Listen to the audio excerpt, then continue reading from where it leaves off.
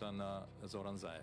На церемонијата организирана во чест на председателот на нашата влада Зоран Заев, овогодинешниот добитник на наградата за човекови права од страна на фондацијата Фридрих Еберт, говореа голем број на европски политичари, а наградата му ја врачи министерот за надворешни работи на Германија Хајко Мас. Министерот за надворешни работи Мас во својот поздравен говор, како што известуваат од владата, истакнал дека Зоран Заев го донесе достоинството на демократијата во неговата земја како прв чекор кон Европа. На церемонијата биле презентирани повеќе видеообраќања со честитки за наградата.